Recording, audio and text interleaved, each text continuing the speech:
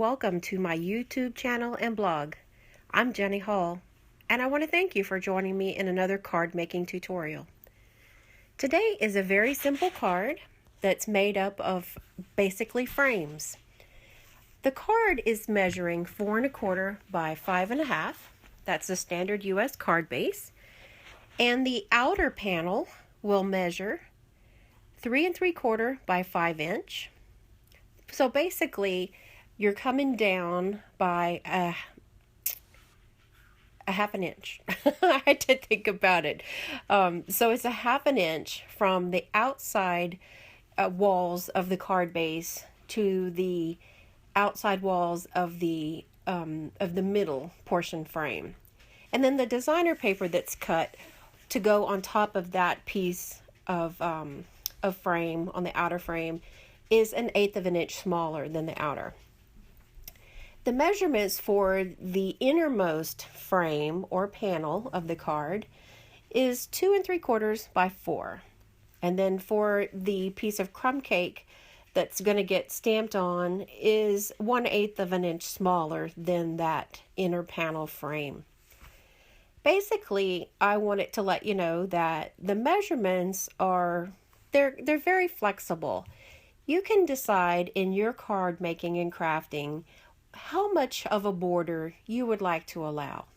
For instance, if you have a piece of designer paper that you're going to layer on top of the outer frame, if it has a very small design, as in if it has polka dots or stripes, then it's not really necessary for you to leave as much of a gap in between the inner panel and the outer panel. You can choose to make the inner panel smaller whenever you have a large print, such as what I'm using today. This is Night of Navy cardstock, Night of Navy ink, and then I'm using the designer series paper Affectionately Yours from Stampin Up. It coordinates perfectly with crumb cake cardstock, which I'm using for the inner panel. So what my design method is in this instance is I'm creating an outermost frame with the card base. I'm creating the next layer in that also has a very thin, but it has a border of Night of Navy, and then an innermost panel that also has Night of Navy. And the colors are carried to the interior of the card from the exterior of the card. So basically, in much simpler terms, I've got 3 frames on this card, and they all have the same colors, so they coordinate perfectly. And what it does is it draws the eye in towards the middle of the card.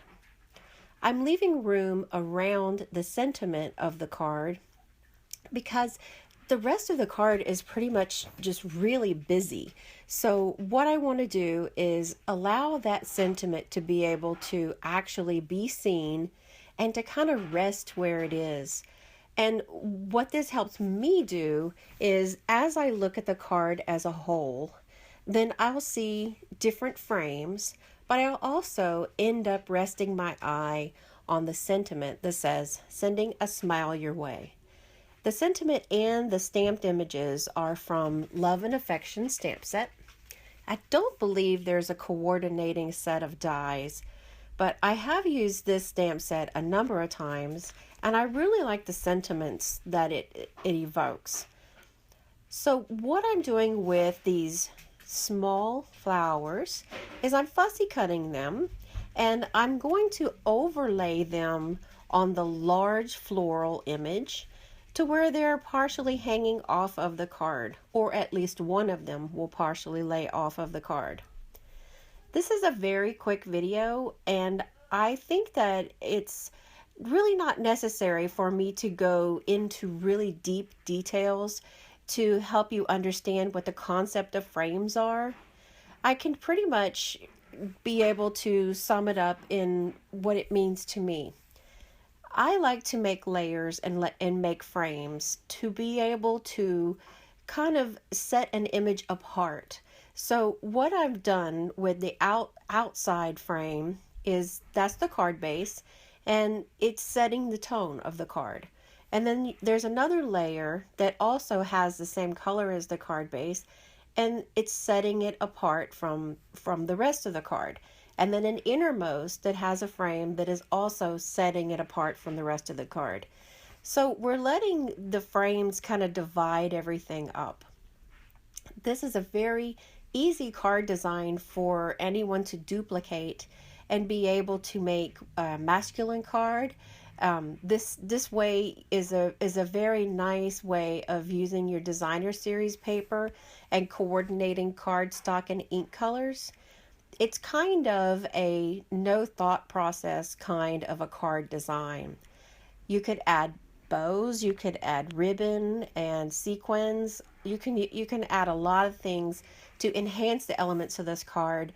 However, I'm choosing to just put a little bit of clear wink of Stella in the center of the three flowers. Then that way this card can pass off as a masculine card.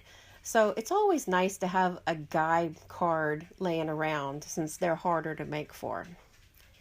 I hope you like this card design and you can choose to use it in your card making. Thanks for joining me today. I'll see you in the next card making video.